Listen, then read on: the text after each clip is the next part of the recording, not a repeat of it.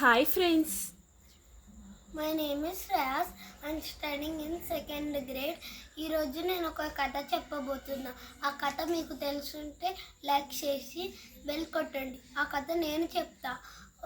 ఒక రోజు ఒక అడవిలోకి భయంకరమైన సింహం వచ్చింది. ఆ అడవిలోనే చాలా జంతువులు ఉన్నాయి. ఒక్కొక్క జంతువుని వేటాడి తింటుంది ఆ పులి, ఆ సింహం. ఎలిఫెంట్ ఒక ఉపాయం ఆలోచించింది. ఎలిఫెంట్ ఒక్కొక్కరిని ఏనుగుని బియర్ని వెళ్ళమన్నది. అప్పుడు కుందేలు వంతు వచ్చింది. కుందేలు ఏమన్నది, నాకు బాగా తెలివి ఉంది, నేను మళ్ళీ తిరిగి రాగలిగాను, సింహంని చంపేసి రాగలిగాను అని బాగా తెలివిండి నవ్వుకుంటూ వెళ్ళింది. అప్పుడు సింహం అటు ఇటు గర్జించుకుంటూ అటు ఇటు తిరుగుతుంది. తిరగగానే అంతలోపలనే కుందేలు వచ్చింది. కుందేలు రాగానే ఎందుకు గర్జించుకుంటా సింహం ఏమన్నది, గర్జించుకుంటా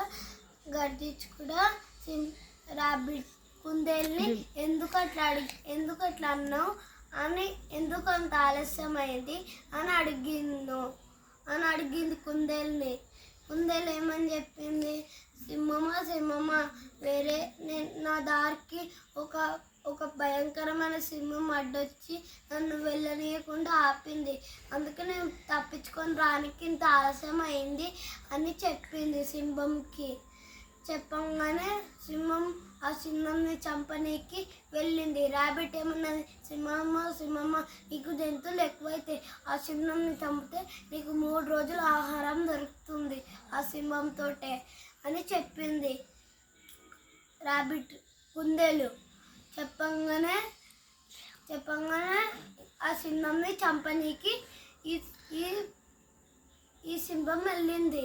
ఆ 2 సింహంకి పెద్ద గొడవ అయింది. గొడవ కాగానే పాత సింహం బావిలోకి దుంకి కాలు జారి పడిపోయింది.